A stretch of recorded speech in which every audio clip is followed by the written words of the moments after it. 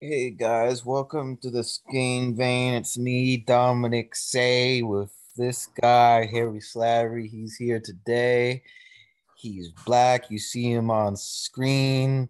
He's black. It's so obscene. Yes. So, me and Harry, we're going to talk about TV shows versus movies, media in general. So, how many movies have you seen, Harry? Uh, it's very hard for me to count because it's like I have to go through different series or sequels and different like it's like you have to look at what you started with from childhood, like what you've been Mm, exposed to, and then count up to now. So, because I watch a lot of Disney Channel movies, so I round that up to maybe at least 10 Disney Channel movies, and then maybe 15 Disney Channel movies, and then mm. uh Eddie Murphy movies, maybe five. Jackie Chan movies, maybe five. Jet Li movies, maybe five. And Robin Williams, maybe three. Uh, So all the good comedic actors and sort of action. yeah, good comedic action, some drama. I've seen the Medea movies. I've seen Hmm. uh, I've seen some classics that I don't remember the names of right now for some reason. Like I've seen Tarkovsky. I think that's how you pronounce his name. Uh, some Hitchcock, some uh Tarantino, Bruce Lee movies. I don't know. It's very Yeah, hard to like go through. Like if I went through all of them, it would take way too long. Like you just realize when you're starting to actually go through it, you realize you've seen at least 100 movies. Yeah, so, yeah, because that's the thing. Movies are sort of like a language people have. So like, you can watch a TV show, and TV shows come out pretty currently, and you sort of pay attention to it. And there's more of like, oh, you should watch this TV show or that TV show. And it's also like you can explain the dynamics and the flaws to it. And you can watch like one season of a TV show, whereas you can't just watch like 20 minutes of a movie and like say, oh yeah, I watched that movie, because that's weird because the movie is like a whole thing. Whereas a TV show is a bunch of like separate things glued together in like parts and episodes and series. And there's also the fact that there's a different production for TV shows historically with like sitcoms and just a whole bunch of stuff, auction shows like whatever that one is called, HGTV, Home and Garden, uh game shows, reality TV shows. So it's a lot more like you can like drop in at any time, and it's supposed to be sort of accessible. So in a way it also has this sort of cyclic nature to it that you don't have as much in movies, or at least it doesn't seem so, because with movies it feels like it makes more sense to just start from the beginning. But with TV shows, it's naturally just kind of uh like you go with the stream. You don't like have the media that TV shows come on usually, unless you like go on Netflix. yeah, definitely. It's interesting. Like what you said with how you kind of go with the stream, but it's sort of like a stream that branches out into different streams. Like, and the different streams are like the episodes. So, except you can always somehow, I guess, swim back to the previous and take different options. They're like some TV shows are self-contained episodes, like Seinfeld. Like they never learn anything. Like they're always like it's always like just these self-contained episodes of stuff happening. And it's supposed to be like that, indicate sort of like the sense of meaninglessness, which is interesting because if you think of it being self-contained, it has a sense of completion, which can be taken as its own meaning from the outside or its own sense of like I enjoyed this, I experienced this, I took something from this, or I learned something from the people.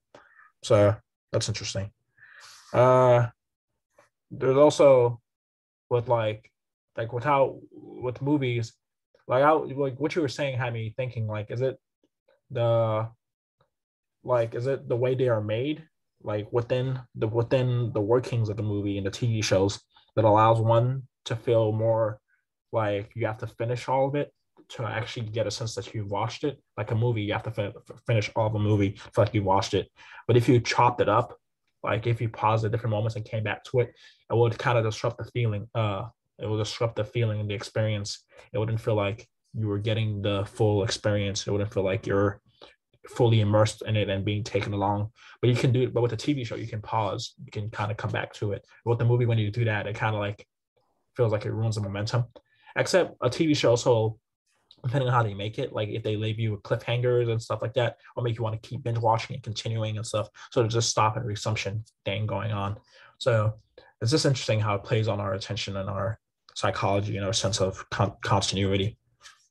I mean, yeah, and there's like different conflicts with sort of, do I want to binge this TV show, or do I want to like, wait for it all to come out, or do I want to like watch it episode by episode and sort of discuss it like around the water cooler?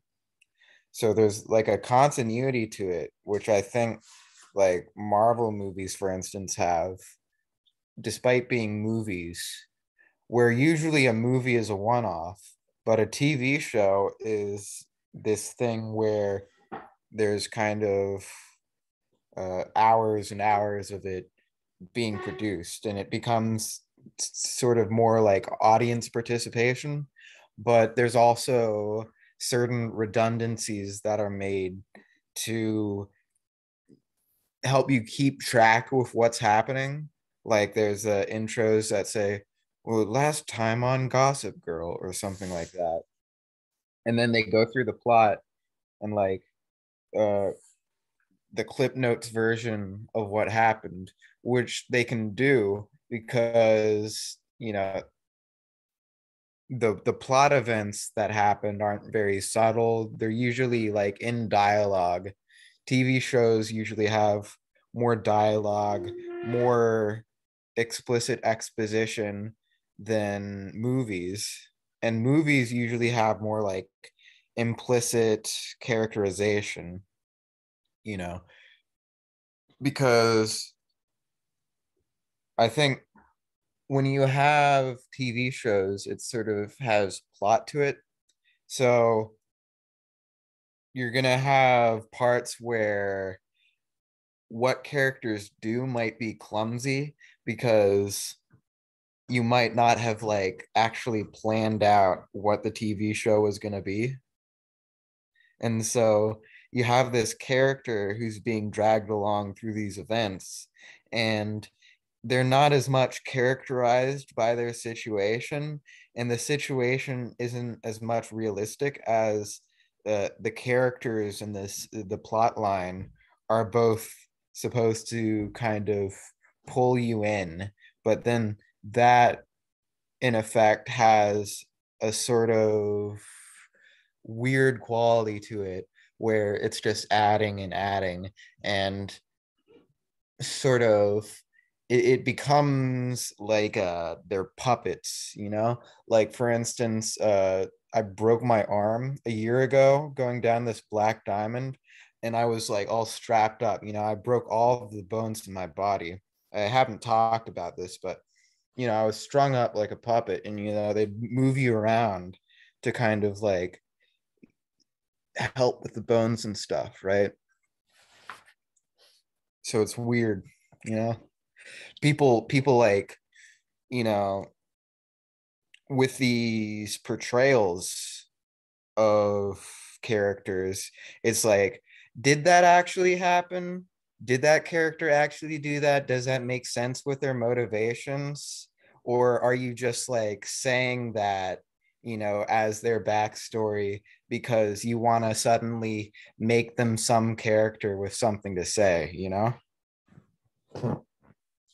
Yeah, that's interesting. And what shows the contrast between TV show characters and people, and also the similarities that sometimes we almost formulate ourselves as if we are a TV show where we will characterize our situation or characterize our involvement with the situation or other people in a way that allows us to say something about it, or in a way like in a way that's what artists are doing, like people who try to illustrate things about human nature or try to capture people in real time or in real life. They kind of just they sort of have experiences for the sake of being able to re-represent them through some medium. That's sometimes it's not conscious, sometimes it's unconscious, but other times, but when it's deliberate, it's exactly like making your life a TV show or framing things in a way that's like you get this genre of rendering. Like some people render things comedically, like they just see the absurdities in life and they find things funny or they find things interesting. Or some people render things tragically or heroically or whatever. And so it's like or horrifically or whatever, depending on, and it's all done through affect. Which is what's fascinating. It depends on like the emotional background and emotional foreground that's rendering the situation for you. Mm. But yeah, so it's just so because I'm fascinated by TV shows and movies now since I took a film appreciation class and learn like the different dimensions of film and how they're done and what goes into them and the different things to look for in analysis. So since then, I've been sort of like whenever I learn a new artistic medium, I almost use it as like a medium to look at life or experience life through, and then I use life to experience it too. So it's like they feedback on each other and they clarify each other to me, and it makes for a very interesting, a more richer experience and shows sort of how like fiction and reality interact. And like there was this video I was watching about the morality of Lelouch, uh, and I think no, it's called the ethics of Lelouch. You haven't seen Gold Gas, but it doesn't matter. But it was going through how like the show, like the guy was expressing his theory of like how lies and reality interact, and it was I think it's Professor Viral. Yeah, shout out to Professor Viral. That was a great video. I liked your ideas. Uh, he was like exploring how like lies will like weave with reality and like will weave in with truth, and then there will be collapse breaking points where the truth will have to come out, or there'll be a point where everyone is expecting lies, so as a result they're not deceived, which eventually can lead to teasing out the truth indirectly or looking at it undergirding the situation or being like seeing it as an alternate. The truth almost becomes a possibility or uh, an undergirding to what's explicitly a lie. Or it's interesting, like they interchange. So there's different configuration, and I find it fascinating how like movies and TV shows can sort of, well, especially movies, they can movies especially like if they're due to their stylization and their exploration, they can sort of play with this sense of the author, the narrator, the characters, the situation, and the stylization of truth and fiction, the stylization of who's revealing what's being revealed, what's being concealed, what's Yeah, being like dramatic irony. Yeah. yeah, things like that. So it's all fascinating to me. Like in this podcast forum, I feel like there's a certain variable that comes with like having just two people where we're not having enough crosstalk, where like if we don't have enough crosstalk, it feels a bit like we're one of those like podcasts where there's like two people on it and they're talking about philosophy and they're like, well, yeah, and this and that and this and that and the other thing. But then one thing I find interesting about podcasts is the different levels of involvement. Yeah, Like you can have a certain sort of like tectonics with ideas where ideas interfere with each other. And yeah, it's actually more interesting because like if you interrupt me in like 3, 2, 1 and like start saying something, then like we go completely off course on a tangent, on some sort of comedic tangent, then that in the viewer's mind makes this sort of a sort of skein of what's happening abstracted from what we're aware of what's happening, because they're probably, like, I don't know what they're doing. Are they on like someone's OnlyFans or something and texting foot pics please or something like that? Or maybe they're playing Pokemon. Maybe they're making a bomb. Maybe they're making like a microphone out of like DIY parts or something like Components. that. Yeah. Or maybe they're like making uh crew whatever Krolos, those donut things with kind of like the double helix sort of pattern to it. Maybe not. Yeah, it's interesting. It's like every single medium, there's always that's one of the reasons why I think Alan Moore, he put it as like magic. It's sort of like a messing with consciousness, a stylization, a manipulation of consciousness, or I put it as a manipulation of minding, like all that goes into minding with our embodiment, attention, affects, all of those different systems, all those features that are interacting. So there's always this manipulation in the podcast form. Like it has a sense of like it could easily become a mere lecture video with one person talking. If there are no interruptions, if there are no like, yeah, if there's no feedback, there's no laughter, then it becomes like kind of like dull and it's just one person talking. But I like what you said about the tectonics because that actually captures exactly what's going on. And I mean, I tend to try to listen carefully, so that's why our interaction is a bit more like I try to create a space for the person to express, and I only occasionally interject or something like that. But so it's like it depends on like your interaction style, how you interface with the situation, and that ties me into sort of like how But your that's relationship. interesting Yeah. how like people will respond to this and they might be like, oh, why did Harry just interrupt Dominic? What he was saying was like really interesting. Yeah, people do that. Like sometimes I have that too when I'm listening to podcasts. It's like, whoa, what you should let them finish. Like they were going on about But something. then if you think about that, it kind of like increases the engagement. Yeah. And like I like to say, like the audience is always wrong or the customer is always wrong. Why?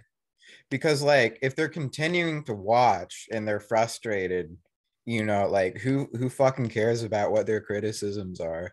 They're just like pigs at the trough. I get That's it. what I think of our audience.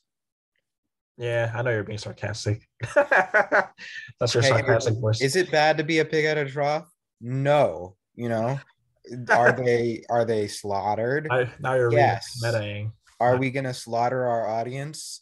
No, obviously not. No, none of you are going to be slaughtered, okay?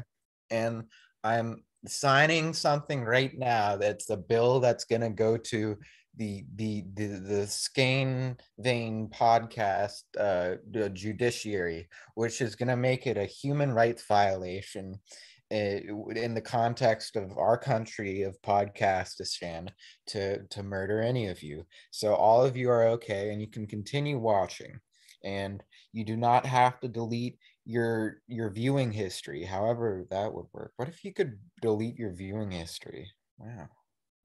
anyway, let's get back on track because So yeah.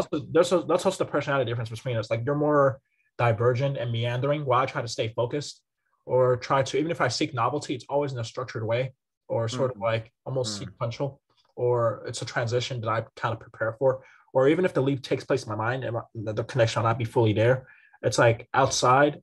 It's always like it's not, and it doesn't go on for too long. I try not to ramble for too long because I try to be aware of like what can possibly be boring or uninteresting. So there's that dynamic to how we interact and how we are makes for a curious experience. It's interesting how we got all meta about the podcast now instead of talking about the actually what is the topic? I guess we're talking about the nature of media, Yeah, to the TV nature of shows, and media podcasts, and and sort YouTube. of like, let's see. I had this I'm going to go on my message history on this website forum, US Election Atlas. So I was saying something about how it's really hard to get demographics because to an extent we're kind of tied into our demographics. Like I said, ancestral. Yeah, there's a bunch of demographic measurements based on variables that are subjective or objective, like class, for instance. Are you middle class or not? That's a bit subjective. Discrete or continuous. So we have class, and you know we usually don't say like exactly what our wage is, because we're kind of like uncomfortable with that for some reason. So discrete or continuous, uh you can have $50,000 a year, or you can have $50,500 a year. That's continuous. But discrete would be like, you're either middle class, low class, or upper class, uh, or based on consensus or impressionistic. So I think that's the consensus or impressionistic thing is the most interesting thing with media, because there's like two different perspectives on it. Like, if you want to discuss media, it quickly becomes sort of consensus, because people don't like people who are like ooey gooey, right? And that's why philosophy towards things in general, both media, which we take in, and life, which we put out, there's an aspect of criticism to all that, because what criticism is the sort of deontology of something, the duty of it, plus a little bit of logic, right? Plus a little bit of like, what's the aesthetics and ethics, what's the value of it. So logic is the great granddaddy of all philosophy, from aesthetics and ethics, which Kierkegaard would say are kind of like clashing, to metaphysics and epistemology. And so then you could say in this context, on a Jordan Peterson level, that this is all sort of the folk sort of science, folk philosophy is TV shows, movies, Yeah, and it's yeah, a sort of folk sociology too, because yeah, it's putting in front of you these role models, right? yeah. And then you get down to like, what is art? And people favor real depictions of usually people or things that they can imagine finding valuable. People don't like Jackson Pollock paintings sometimes, because they're like, oh, my kid could do that. But then it's like, well, your kid didn't do that. It has a certain type of thing for it. And there's a documentary about that, actually, that I haven't watched, that called My Kid Could Do That, about uh that whole controversy about what kind of makes art when it comes to skill, which I think uh we have in the modern day this kind of weird relationship to like the arts, the crafts, philosophy, and the sciences, and are just real lives, where we put things in like a schematic, a scheme of you should have a certain amount of difficulty or inspiration, or originality or uniqueness to whatever you make. And you should be an author. You should sort of channel your individual vision, which I think, if you look at art throughout the ages, and this also ties to like intellectual property, it's saying sort of, we should be able to like know how much value to put into your work. You know, we should know if we have like good taste or bad taste. And some people would say maybe even that this is like bourgeois to sort of say, oh, we can't really know what's good art and what's bad art, because it might be a bit elitist to say like, oh, I don't know what the true value of life is. I just sip on my Chardonnay, or something like that, right? But there really is like no objective value. It's just kind of what you do, right? Hmm. I don't know. I guess it depends on. I guess I wouldn't know what objective value means when it I comes think to art. objective value means basically consensus. I mean, there's a feature of intersubjectivity, like joint attention, with that, or joint. I almost want to say I almost said joint amygdala, but I guess that's a good way to put it. Joint amygdala, joint amygdalation. Like, Like Dylan, let me give you an example of culture, right? Yeah, Dylan is an example of culture, my brother, or your brother, sorry. Americans, Americans have no culture. But Dylan, most of the movies he's watched are just stoner movies. Go fuck yourself, San Diego. Exactly. Anchorman. I still haven't seen Anchorman. It'd be good. Anyway, complete your thought. They wear suits and they're newscasters. Wait, be the third Let him know person he's on being this recorded. podcast. Let him know he's being recorded in the podcast. Fucking A, man. Damn. So you're gonna buy the next box of crackers? I was watching this lecture series on philosophy, and it said like structure and agency sort of clash, right? But then agency makes structure, and structure informs agency. Yeah. So you said it's like structuration. Man, I only have so many crackers to work on my farm. So the that's funny. So the reason Dylan just said, "Man, I only have so many crackers." I heard. Okay. I heard. I'm trying to focus on what you're saying because I'm not trying to derail us too much because the listeners, like, you never know what kind of listeners they may be and if they might be irritated by. Harry's trying really hard not to derail the conversation. That's why we need a normie in this podcast. You're about yourself in the third person. Well, I'm sort of a normie. I just lost all of my respect for you. No, he's Harry. Okay. I'm Dominic. I don't know if I'm much to begin with. Okay. But so Dylan likes a bunch of stoner movies, right? And that's why he acts like the way he acts, in part. Maybe not exactly why, but you can tell that either he watches the stoner movies because he acts like a stoner, or he acts like a stoner because he watches the stoner movies. Of course, movies are just a part of his identity, maybe not even a big part of his identity. And he continues talking. Sometimes.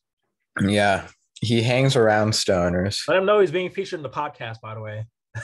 Yeah. Actually, Dominic's met some of my stoner friends. I am Dominic. Yeah, I'm Harry right now. Remember that one night I got you to drink alcohol? Yeah. Yeah. Dominic. Yeah, Harry drank alcohol. Yeah, those were my stoner friends. Ah, gotcha. Yeah. Yeah, you should drink alcohol more. Not more alcohol, but you should drink alcohol more, Dominic. It's fun. What I've learned with what he has, I don't know if that's a great idea. Oh, he can just have like half of a glass of wine and he'll be fine. I don't like alcohol. It doesn't do anything for me. It just makes me feel stupid. I don't get a buzz from it. Anyway, let's continue. Complete your thought, like structure and agency. So there is that feature there, and I think alcohol too is structure and agency because there's different cultures with it. Like in Southern Europe versus in the Anglosphere. So in Southern Europe, they have like, if you drink, you're under control of yourself. Versus the Anglosphere, we have this conception of like, oh, if you drink, you're not responsible for your actions. So from the sort of grassroots, the perception of what a drug or a thing is going to do to you influences what you think of that thing. So, for instance, this is why there's nerds, right? Because nerds have a certain significance they put into the media that they consume because they're otherwise not very social or is social in a different way. And otherwise they're trivia obsessed and they're sort of they like analyzing things, and they're not as much into sort of just conversating as they or vibing as they are into like analyzing, right? Yeah, I mean, the idea of a nerd is a very NTP and plausibly NTJ stereotype at times. Very, they tend to be very TI heavy and low FE and high NE at that. So that's also what tends to go on to what what's considered nerdy. Mm. But What did uh, you just say? it's okay. You'll hear it when you listen to it. Oh It's not that shit. important. It's not that interesting. I Oh guess fuck. I was thinking about the percepts of causality that allows agency and structure to be interacting with each other the way they are, and the situation with, like, if you think of structure as the field, and structure as also structuring agency. So there's this feature where they each exchange, or they each, I almost want to say, they're characterizing characteristics of each other, like, or they propify. That's not even a word. Like, they give their properties, give properties to each other, where they give, like, and I don't mean like they give themselves their like, I think it's both actually, that they give, like, I'll give you my skin. Now you're black, or rather you're white now because I'm white, I'm hairy, and Yeah.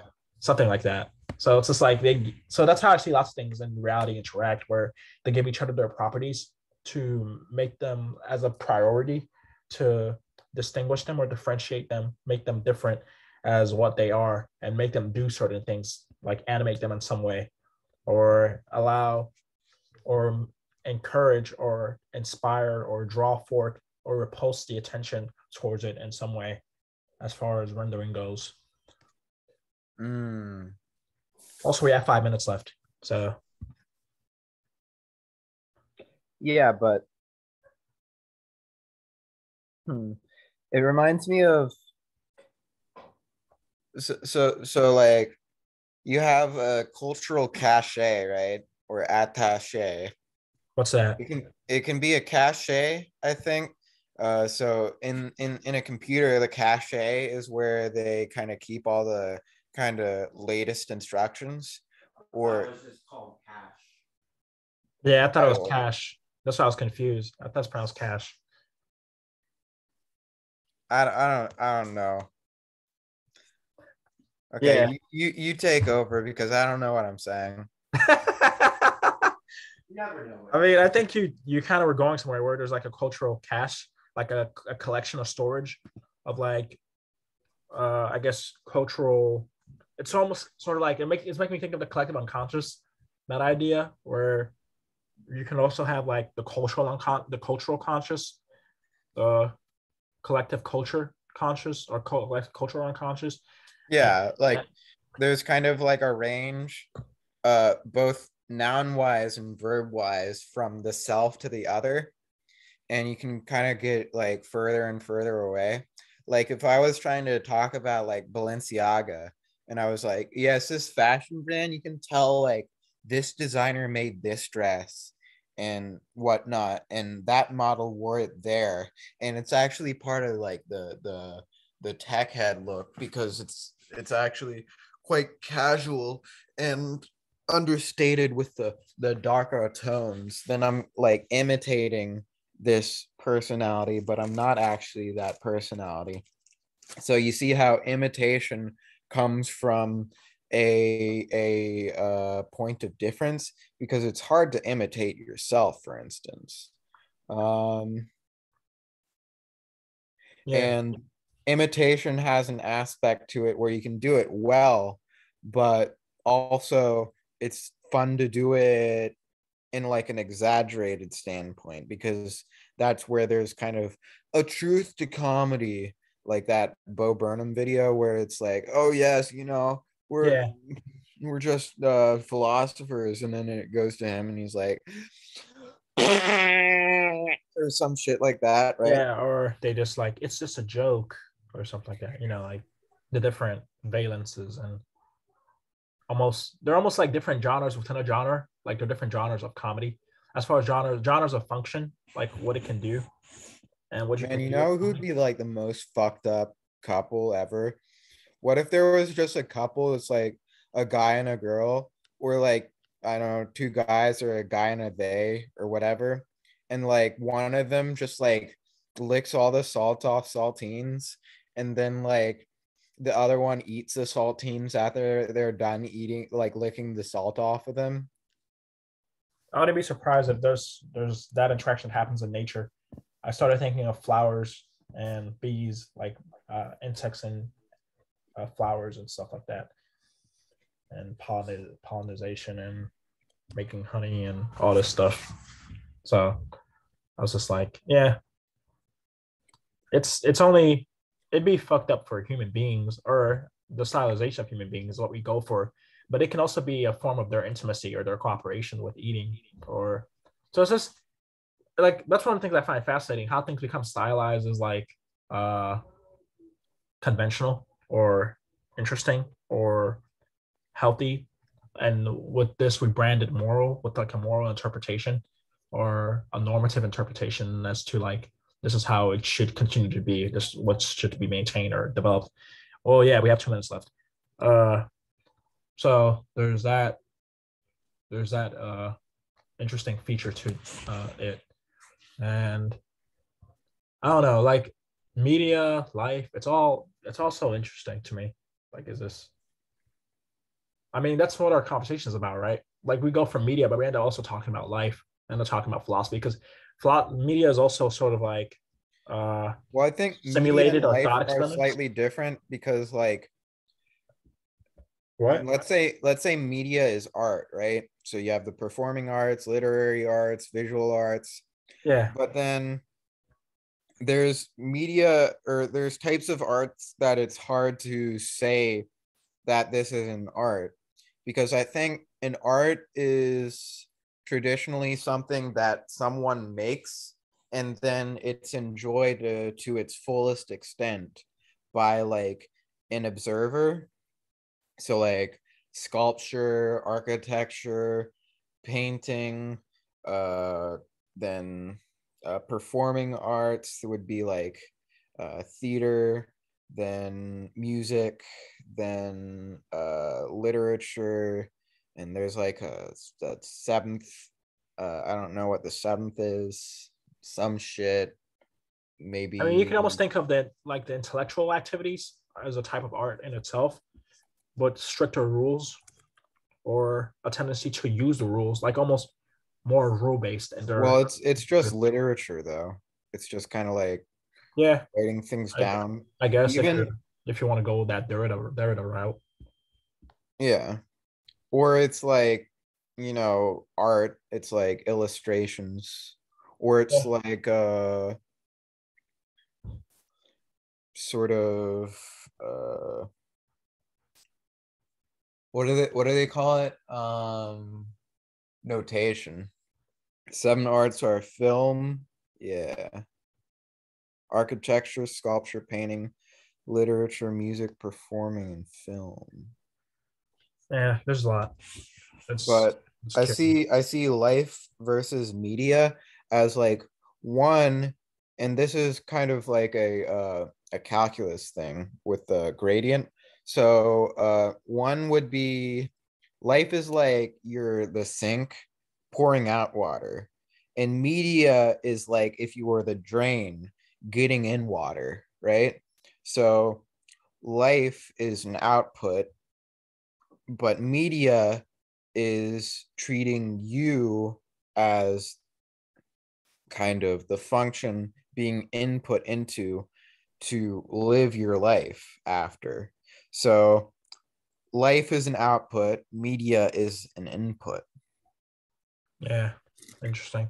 And you Well, could see for instance a sink on top of a sink where the sink head, the water goes down the drain, and the drain leads to another sink head out of 10 which comes seconds. water. Yeah, but And that's that would be a kind of metaphor for how like